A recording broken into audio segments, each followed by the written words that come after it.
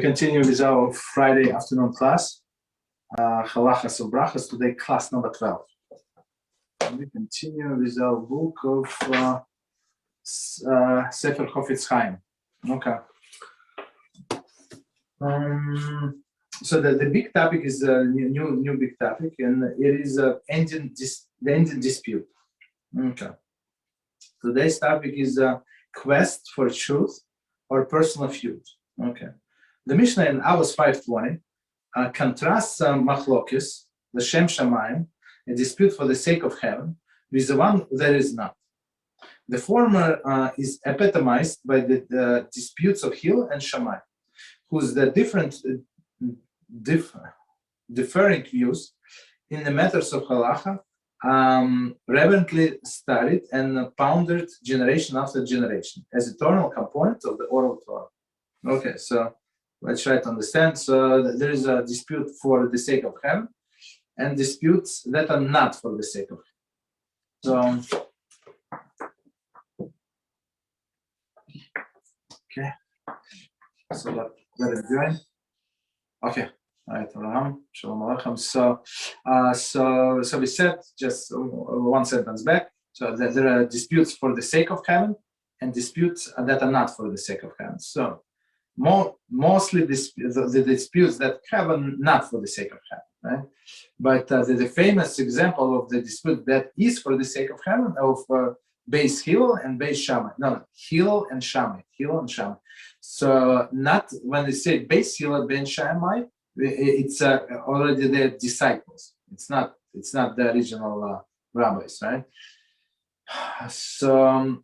And we see, if you learn Talmud, it's everywhere. Like Beis Hil said that, Beis Shammai said that, and in the Mishnah, of course. Okay, so but these disputes is for the sake of heaven. Continue.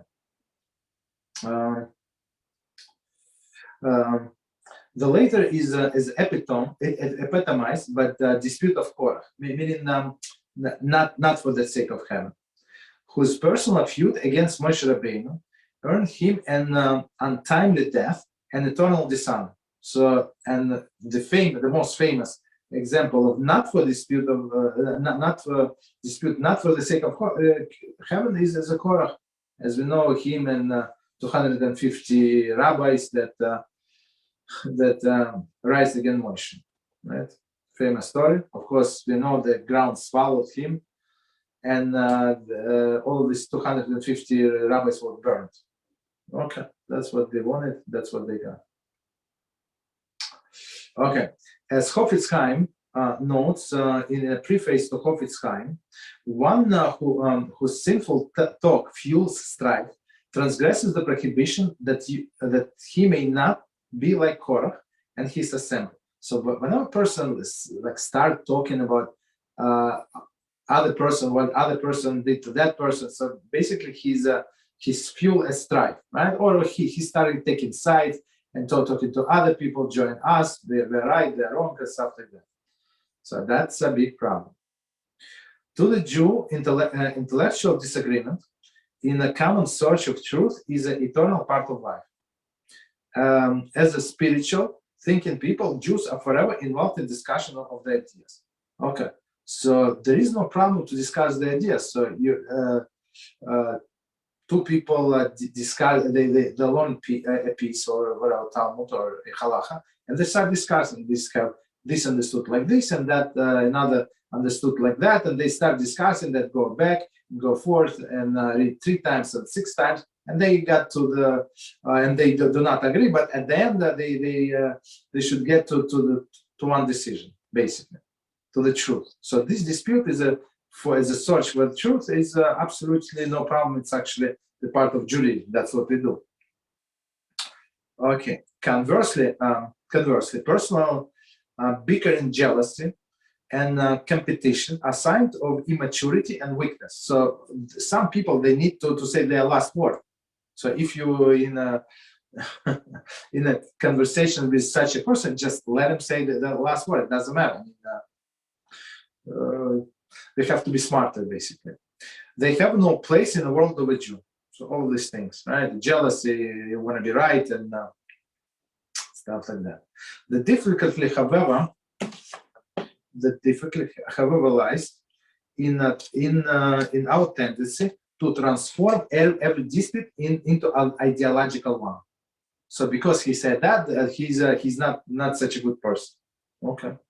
Korach too came with a philosophy that all Jews are equally holy, and thus there is no justification for one family, Aaron, and his Kohanim descendants to be above everyone else. So that's a famous one. So this Korach and other people, all the lefty and all of this reform, they say everybody is the same. So what is the problem? So they say, what is the problem if a woman wants to be a rabbi? Maybe she's smart. Yeah, maybe she's smart. Nobody said that she's stupid, but she cannot be a rabbi, right? So they spoke about equality, but in the mind of the Korach, who was fueling all of this, he was in his mind, equality was meaning him, not these 250 rabbis, but other people. He cared less about them. He cared about himself. Equality meaning him. Okay, continue. The sages teach that Korach's arguments is rooted in jealousy, resulted from the having been passed over for the position of the prince in Levite's family. Okay, so basically they passed him over and gave a position of prominence to a younger brother than him, or that came from the younger brother, I don't know, younger son of the Levi. Sorry. Okay. Before embarking on the ideological campaign against others, one must ask himself, am I honestly promoting the cause of truth, or I'm involved in personal feud discussed as ideological debate? So basically, a person has to ask himself the question, why am I doing this? Right? Do I care about the truth so much?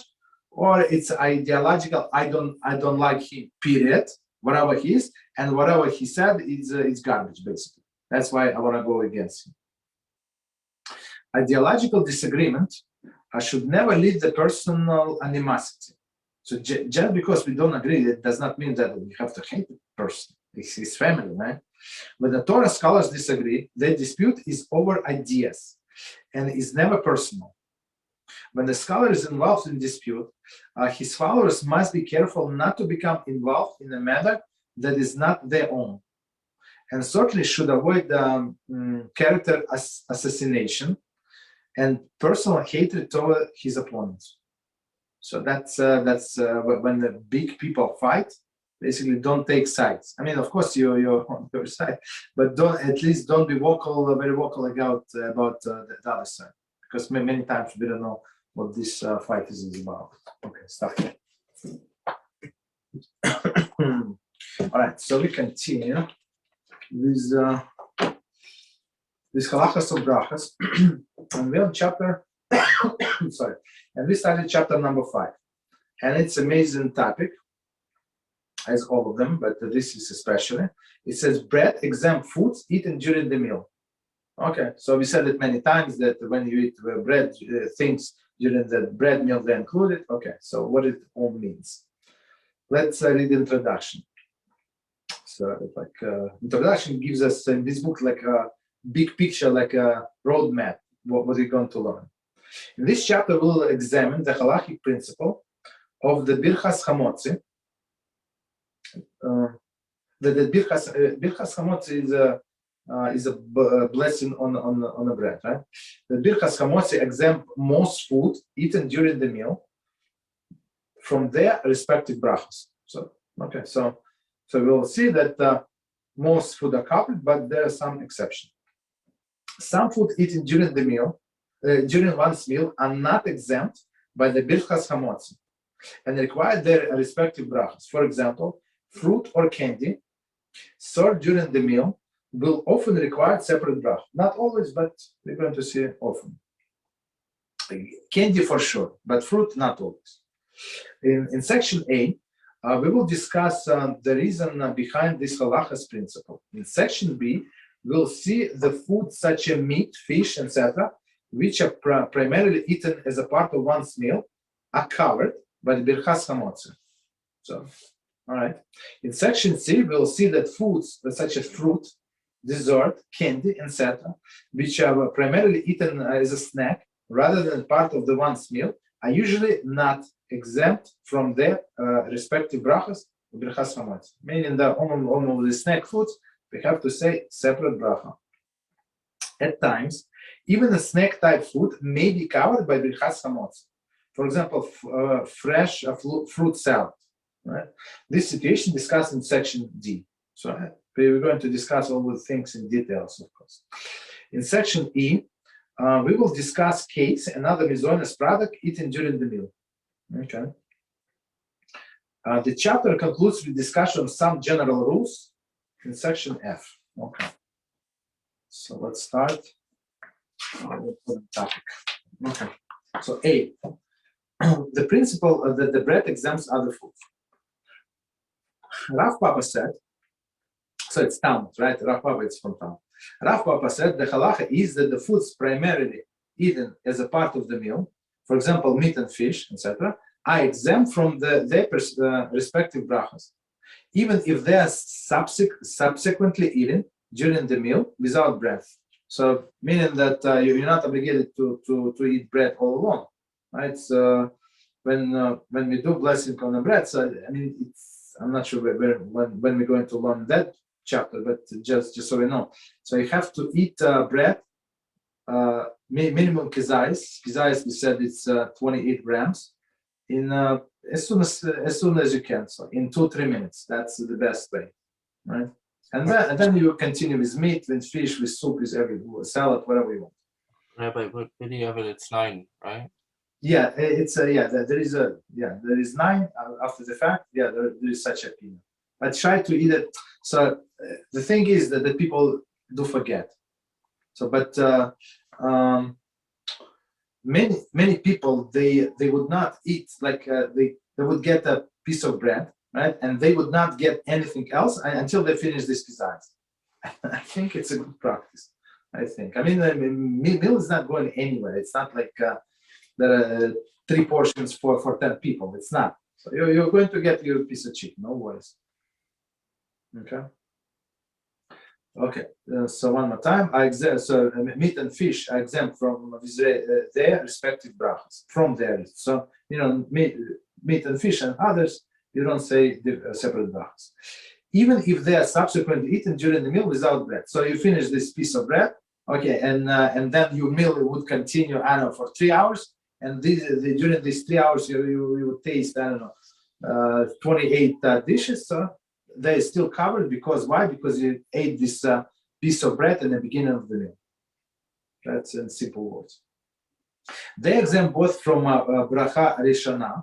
Bracha rishona meaning the first blessing, and bracha achrona. Achrona meaning the last blessing. So why? Because you say hamotzi blessing on a bread, and it covers all of these things that we're going to eat during the meal. And bracha achrona meaning birchas hamazon. When you say birchas hamazon, so it's going to cover all other foods as well. However, those foods are not primarily eaten as part of the meal. For example, fruit, desserts, etc., which are not primarily eaten with bread, right?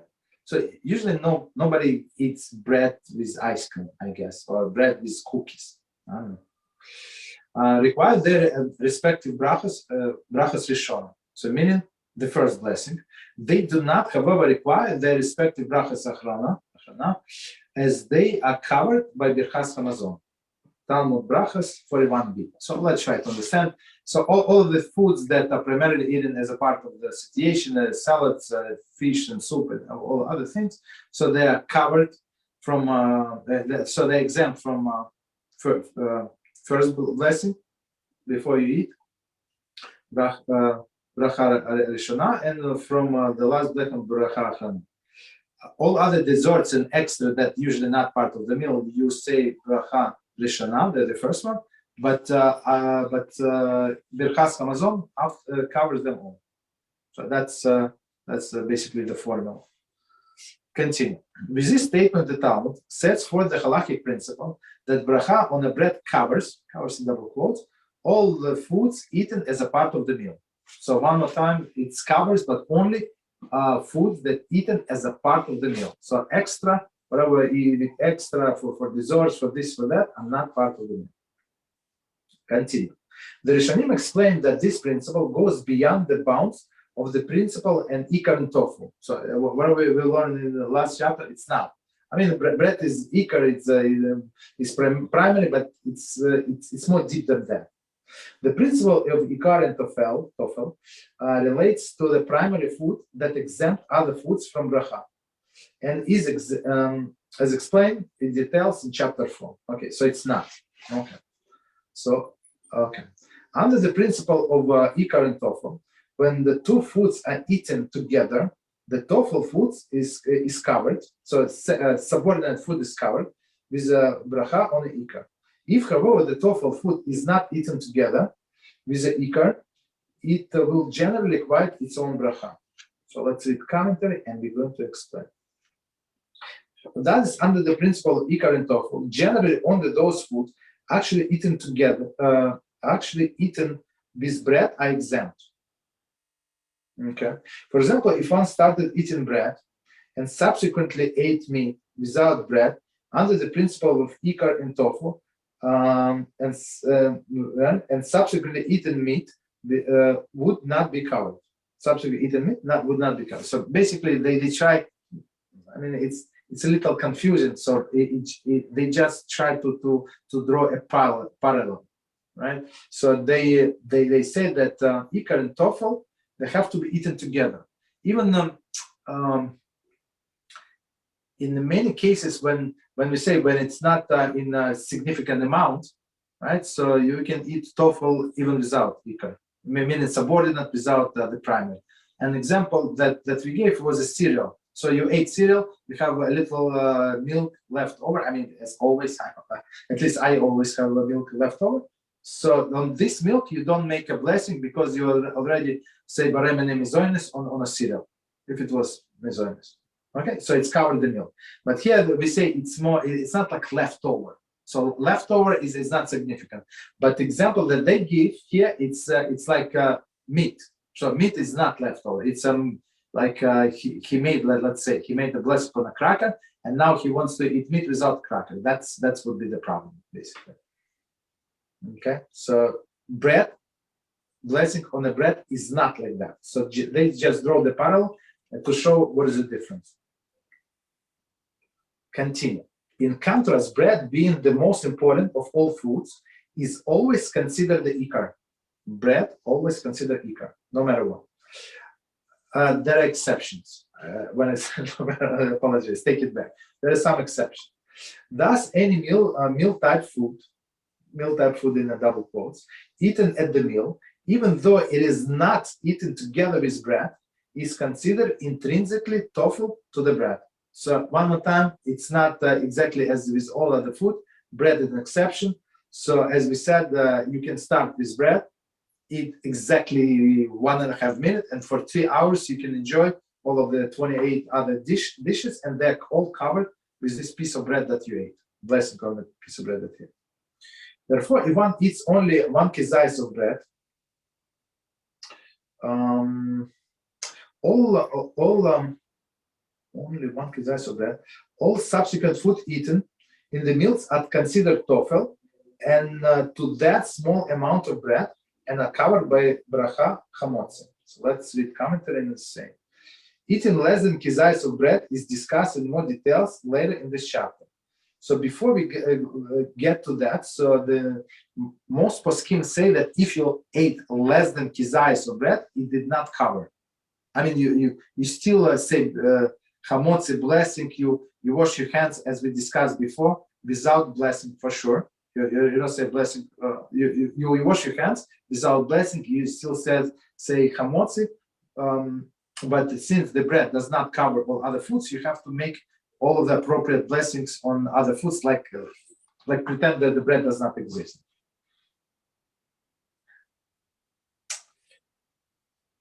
Okay, continue. Right. So, yeah. Is it all bread products, are they all going to be 28 grams of kazayas?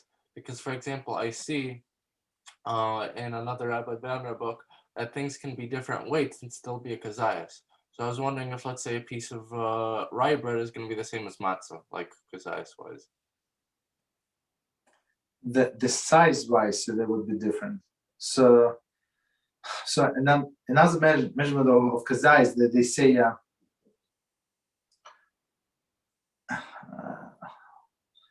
I don't want to confuse it, but basically, how do they measure kizayis? So I mean, they didn't have scales. I hope you understand that. In the Talmudic times before, they didn't have scales, whatever we have now, right? So how could they measure? It's a good question, no? So they would put a utensil, right, like some vessel inside of another vessel, right, and with the vessel that inside they pour water up to the brim. Like complete. So one went up and it's going to spill all, right? And they would put egg inside. So, and this egg or olive, let's say olive, because ice is olive, would disperse some water. So they would measure like this water that was dispersed. I hope I don't want to confuse it. So let's the bottom line. But the bottom line for us, it's a high calculation, but for sometimes they say it's a volume. The volume that you can stick in the volume that it takes this kizayas size.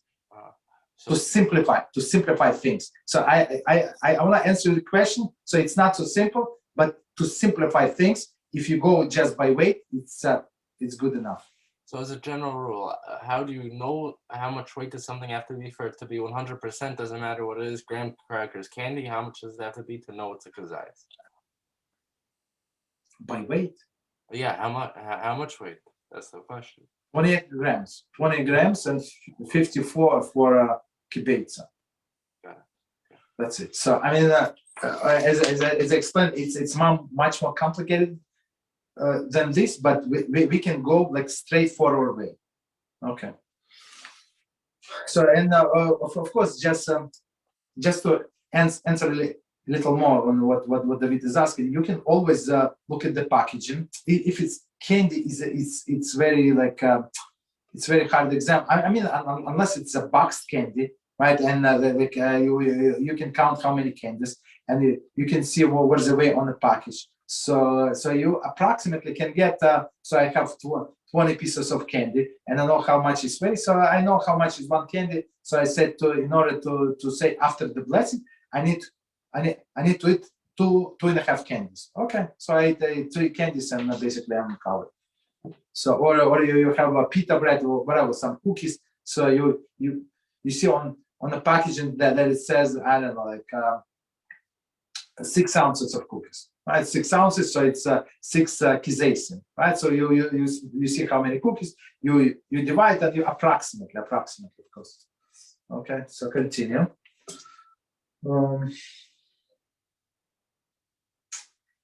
Okay, so I'm not sure if we read that, but so one more time. We will see that in subsequent section that food normally eaten as snacks are often considered to have no connection with the meal and are not covered by the bracha made on the bread. So I mean, if you eat this from sweets, because I mean you ate for 3 hours and now if you want to say that you're still hungry, there is something wrong with it. So you eat this candy, ice cream, you eat whatever we eat for a good taste, right? Not for satiation, for sure. Okay, so that's why we need on these things you have to say a separate blessing. Continue. B, mealtime food.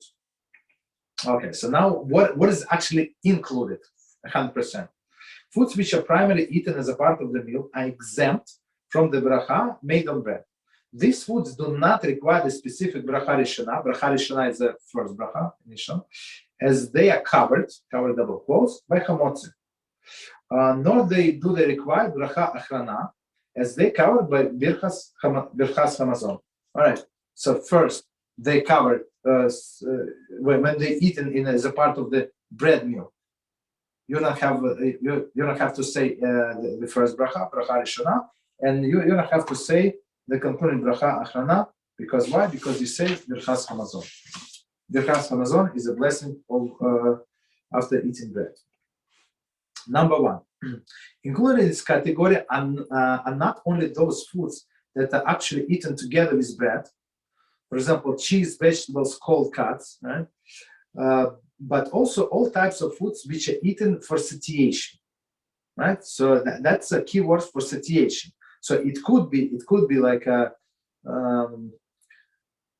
we discussed like briefly in some other classes. So it could be that everything that you have 2 slices of bread and grapes, right? That's all, right? Or a little of grapes and orange. That's all you have. So in this case, so of course it's not enough for a grown-up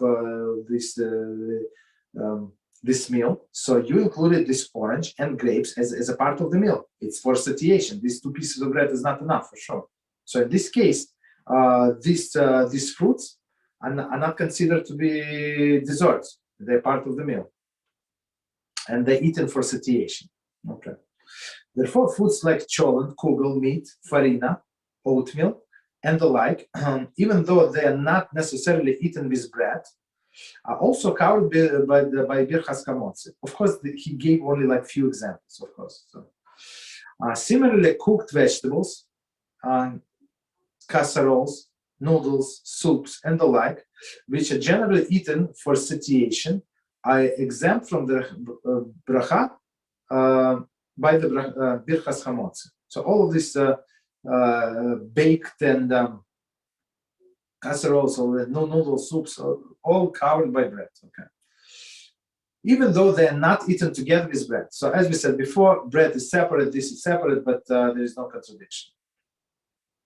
Okay, so continue.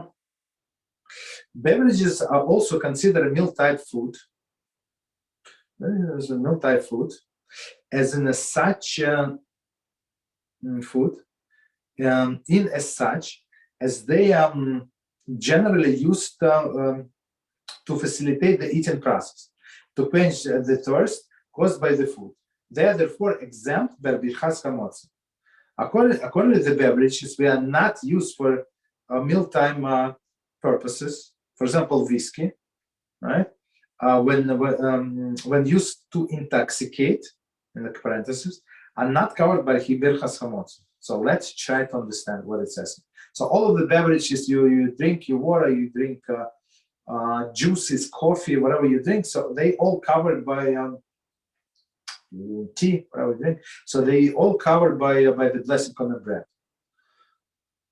because they help the digestion of the food. So the problem is only, like, not a problem, but the question arises only with whiskey. So whiskey, if it's for intoxication, it's not covered. If for digestion systems, so so this person would have better appetite now, like he has a sharp taste in his mouth, so it would be like would not need bracha rishona. But if for his intoxication only, he would need. Of course, there is an exception. Of course, wine is not covered by bread, as we know. Okay, continue. Okay, next one is wine. Okay, because of hashuv, intrinsic significance, wine is not exempt from birchas hamotzi and requires specific bracha. Regarding bread dipped in wine, see chapter 4, section E3D. Okay, we're not going to discuss it, but basically, right. What does it say here? So wine is very important beverage, as we know, right? We do kiddush on wine, Havdalah on wine, all other, like wedding, when we do wedding over the cup of wine, circumcision, stuff like that. Okay. So since wine is so important in Jewish life, it requires a separate blessing. Okay, it's an exception. It was A. B. Whiskey. Whiskey generally not consumed in order to aid the eating process or to quench one's thirst. This guy is crazy. As such, a bracha would be required. So it's just for intoxication. However, whiskey is often used during the meal as an appetite stimulant, right? In which case it is considered meal-type food and covered by birchas hamotzi. So as we said before we even started this, that depends on your kavanah, why you eating this, why you drinking this whiskey. The poskim indicate that a minhag is not to make bracha on a whiskey during the meal. Okay, so basically it's to facilitate the appetite. Okay, stimulate. What's it called? Which bracha do I make first, the wine or hamaitzi? Say it again. Which bracha do I make first, wine or hamaitzi? No, you do hamotzi. You do hamotzi, 100%. Then I do one. Huh? Then I make hagafen. Yes. So that's why on Shabbos, what we do, because one of the reasons, right? It's not our class on Shabbos, but one of the reasons that we cover challah. Why? Because technically we should have made the first blessing on the challah and then drink and on the wine, right? But since we changed the order, it's like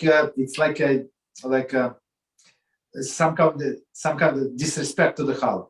That's why we cover, not to disrespect. That's one of the explanations. Okay, continue.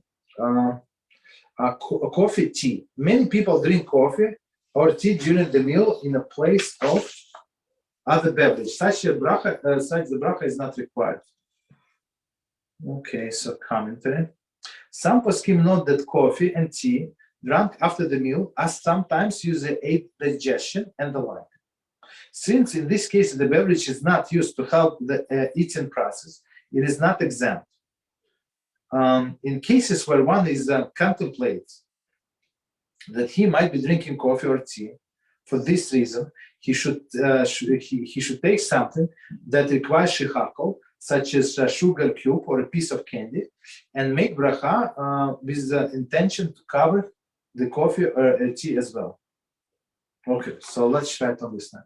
So this coffee tea. So I mean, if you eat if you drink this coffee during the meal, there is no problem. So it's like part of the meal to help the digestion, stuff like that. But after the meal, it could be like not for the meal purposes. So in this case, as I say, it's questionable. So I would say I think I have a different approach. So when we do, for example, during the Shabbos, right? So when you do blessing on the wine, so you in your mind you should exempt, this wine should exempt all of the other beverages that I'm going to drink during the meal, including more wine or whiskey or whatever people are going to drink. So that's I think it's a simpler approach to remember. Okay, section C, dessert type foods.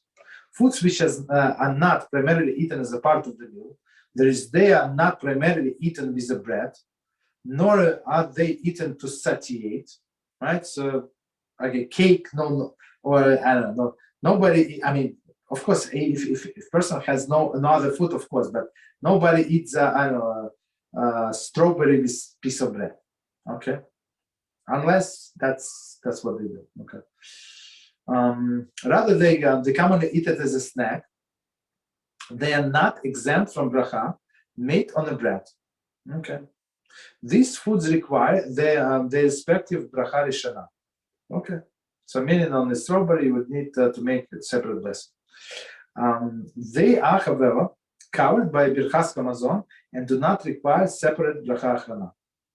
In section D, we will discuss specific instances where dessert type foods eaten during the meal do not require a bracha. So, of course, as we said before, there is an exception to many things, but the general rule is they repeat one more time. That's I'm going to repeat one more time.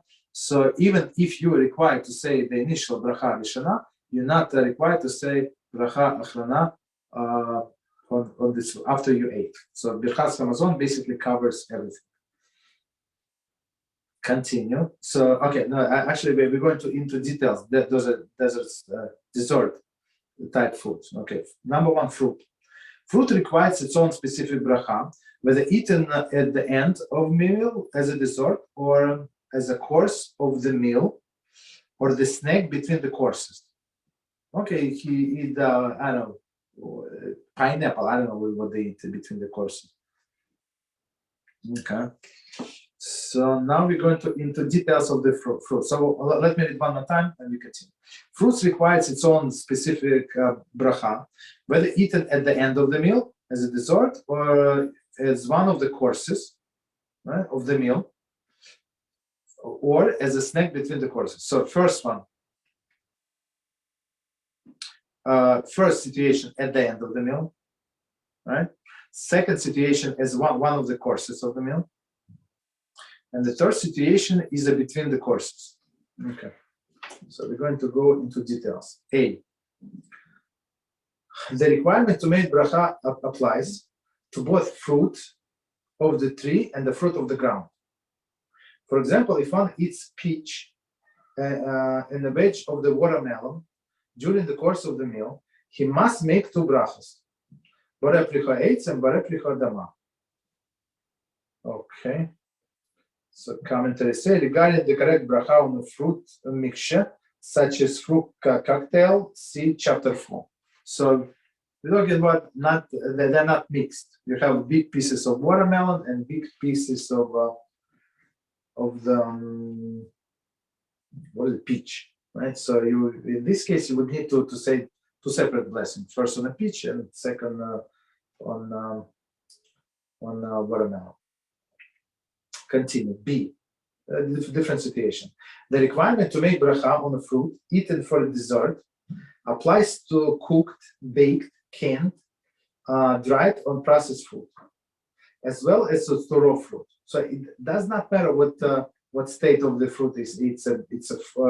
I'm not sure why would somebody think like it would make any difference. I'm not sure whether it's fruit as it is applied, baked, canned. I'm not sure. Dried or processed fruit. It's all the same.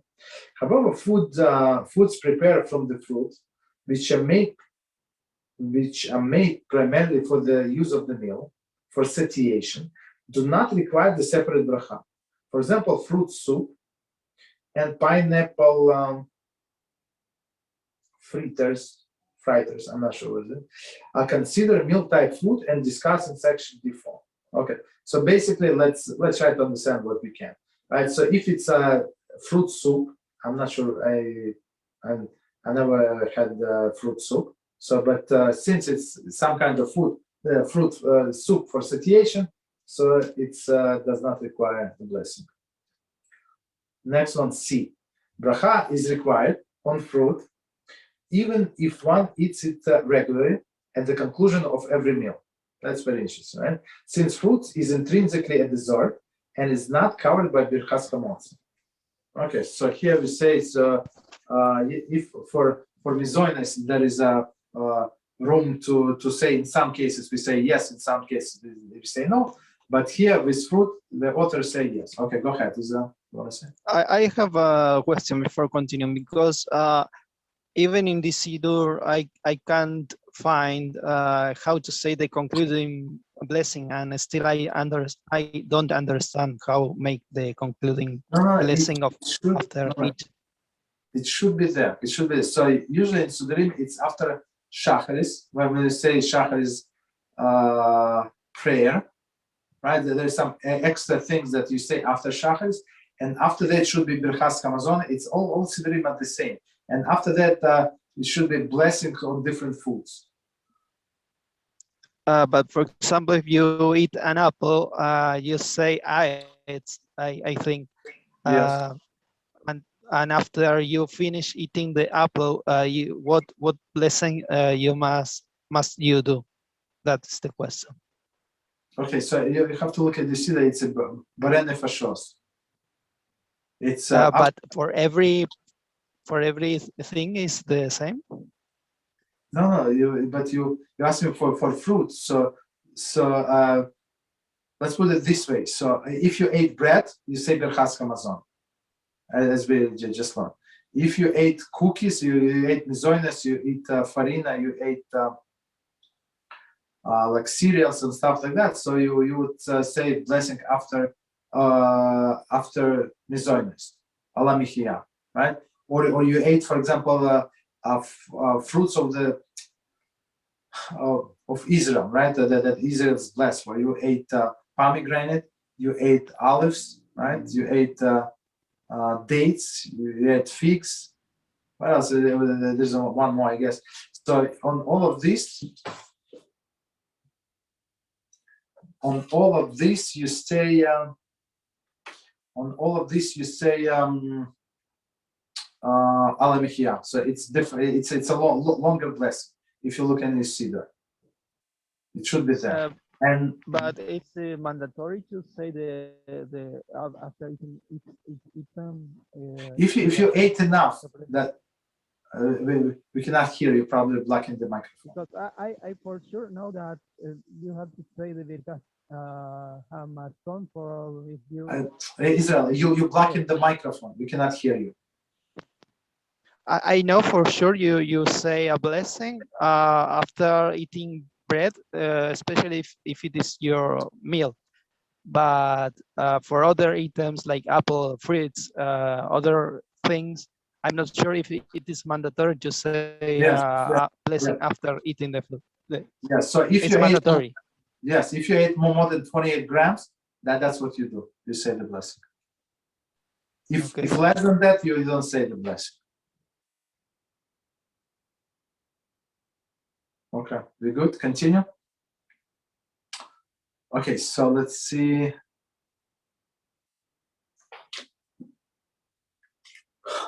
Okay, no comments. Okay, continue. Okay. I apologize. I need to block this call. Hold on, accept message. Okay, sorry. Yes. What's it called? If people usually eat this fruit, during a meal, like it's one of their courses, right? And they don't say a bracha. Should I also not say a bracha? Okay, let's we didn't finish about the fruit, so let's get. No, we did finish. I apologize. We did finish. The requirement of bracha on fruit eating the dessert applies to cooked. Okay.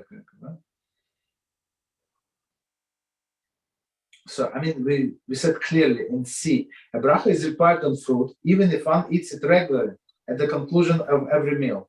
So if it's in the conclusion, you say it. So in the middle, so say it in the middle. Since the fruit is intrinsically a dessert, it's not covered by birchas hamotzi. I agree, but some people have pineapples and cherries during the middle of the meal and they don't say anything. A lot of people. Okay, I mean that we don't learn halachas from people. Okay. What's it called? The second thing is like this, okay? Shalashudas, right? A lot of times they, because we said that, let's say, I don't know, you have a piece of bread and then, I don't know, 5 pieces of fruit. All those 5 pieces of fruit are included in the bread, right? If you designated, so you say, I want to eat, I'm hungry, and this one piece of bread is not enough for me, so I want to make the suda from all of these 5 pieces of fruit, including bread, yes. So my question then is, it's shalashudas, right? I had a meal an hour or 2 hours ago, whatever it was, and now it's shalashudas, and they have bread, and they have some fruit, and I don't want that much bread. I just want to have my mitzvah of kazayis, okay? But, I'm not that hungry, but I still want the fruit. Do I make the bracha on the fruit, or no? Since it's really a part of the meal, that's like my the meal. No, you don't. I don't. Even though I'm full, basically, at this point. I'm just eating. That's actually, that's actually the issue. But so in this case, if you're full and you eat only for a mitzvah, and you technically you fulfill your mitzvah with that piece of bread. That's it. You understand? That's it. You're done. So after you did this, so basically, I would say you would have to say this blessing on the fruit. Why? Because for you it is dessert. It's not like so the scenario I gave before. It's like you're hungry, but that's all you have for whatever reason. What's it called? But let's say I'm hungry and I eat the fruit, but I have a lot of other stuff next to me. No, but I mean, if you have to set up your meal. You say, I'm okay. There are other foods. I don't want to eat soup. I don't want to eat this. I don't want to eat that. I'm hungry, but I want to eat just bread and banana. So banana is covered by the bread. I agree, but let's say it's shalashudas and they have chips and they have this and they have that. Okay, I want everything, but I decided to have the fruit first. Even though if I had the fruit after all of that, I'd be full. right? And the fruit would just be for taste. Over here, it's obviously not, even though I'm eating it just for taste, it still fills me up, so on and so forth. So what do I do? So I would say make the blessing on the fruit in this case. So it's not.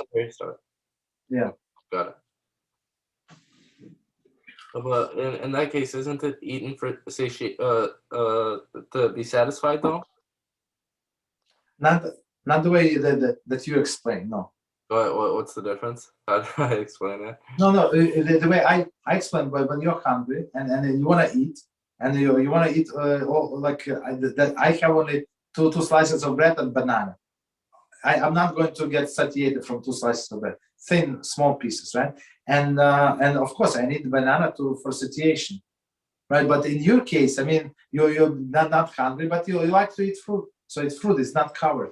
But in my second situation, where I first have the bread and I'm still hungry, 100%, and I eat the fruit. If it was, you see, you're hungry, it's one thing, right? But if you did not designate it as a meal, so then it is dessert. So you have to say that this is going to be my meal. Or at least this piece of bread is not enough. It's not enough for me. I'm going to be hungry. Even after this piece of bread, let's say it's more than kizai, so you can say Birchas Hamazon. There is no problem with that. You're allowed to say Birchas Hamazon, right? You're not obligated to be satiated to say Birchas Hamazon. So, but it is a rabbinical requirement. Biblical when you get satiated, basically. Got it. But if I think that's enough, that this is part of my meal, this fruit is part of my meal. Yes. Okay. So there's the difference. Okay. So this rabbi says clearly here that I'm going to read the C again. I'm page 87. Bracha is required on the fruit even if one eats it regularly at the conclusion of every meal, right? Since the fruit is intrinsically a dessert and it is not covered by Birchas Hamaz. Of course, the exception when there is part of the meal, dafka. Continue. Number 2, ice cream, sherbet, candy. When the ice cream, sherbet, candy, and the like are eaten during the course of the meal or for dessert, shechakol is required. I mean, you don't have to finish the meal. You want an ice cream or candy like in the middle of the meal, like for whatever reason, right? So you want something sweet, so you say blessing shechakol. Similarly, if one eats sugar cube during the meal, a bracha is required. However, if sugar cube is held in the mouth in order to sweeten tea, it becomes tofu to the tea. In this case, the tea is covered by the bracha on bread. An additional bracha on sugar is not required. This aspect of ikar and tofu I explained in chapter 4. Okay, so basically, as we said, I mean, it's for all. It's for all generation. When people would put a piece of cube of sugar into one's mouth and just drink the tea, so the tea would be sweet. Okay, so in this case, that the sugar is subordinate to the tea, and it's covered by the bread basically. So tea is covered by the bread, and this sugar is subordinate to the tea. Okay, continue. Okay, maybe we do this and stop. Okay, all right, so if I eat the ice cream for satiation, right? It's at the start of the meal. I'm hungry. It's not this type. I mean, usually people don't eat ice cream for satiation, but since I mean, in the same case, in the same scenario that I gave, if you have only like the ice cream and you have 2 pieces of bread and that's all you have and that's all your meal, it is covered. It's not a dessert, for sure not. Got it. Right? Okay, so one more. Number 3, cake, crepe desserts, etc. Cake and other miscellaneous products, for example, cherry crepe dessert, which are eaten primarily to satisfy one's urge for sweets rather than to satiate his appetite, are not covered by the bracha on the bread, and where all other halachic conditions are met, Borei minei mizonos is required. There are, however, a number of other halachic conditions to be considered to determine if bracha is required. This subject is more fully discussed in section E. So, okay, so it's the most asked questions. I would say whether you make borei minei mizonos at the end of the meal, right? On the cookies and cakes, right? So mostly, as we said before, you eat this because of this, I don't know, like for a sweet taste, right? That's what you want to eat. So it's 100% dessert, and it's not covered by bread. So you make borei minei mizonos. In section E, we'll see. I'm not sure what they're going to say in section E. What is the exemption? I mean, exemption would be the way I understand on second. Let's see how long is it.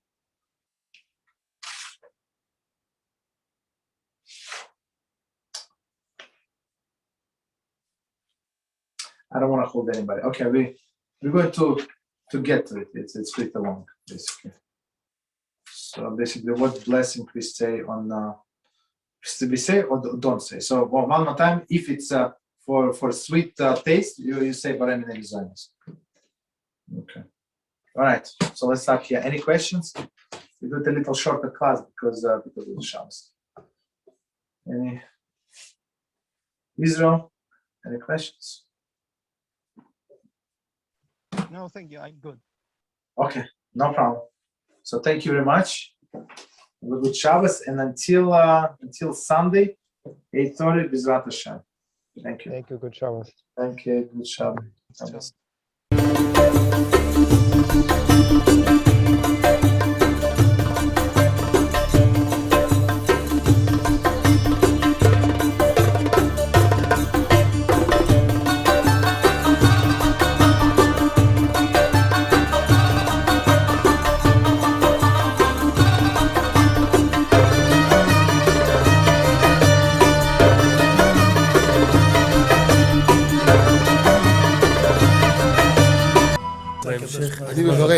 אני מברך את הרבנים, רגע.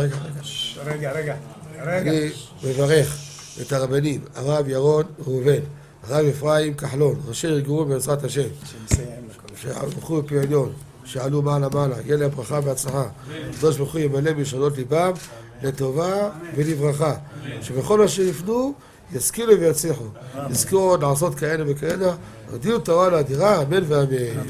בעזרת השם רשת בכל הארץ. הוא היהודי הזה, הוא היה מיליונר, סגר את כל הביזנס, אמר אני משקיע פה בעולמה של תורה. איפה הוא גר? בפלורידה. פלורידה, איפה זה פלורידה? באמריקה. מיאמי. כן, ליד. אנחנו שם עכשיו הולכים להקים קהילה ספרדית גדולה. תעבירו מה שבירכתי אותו. כן, קהילה ספרדית גדולה. כן.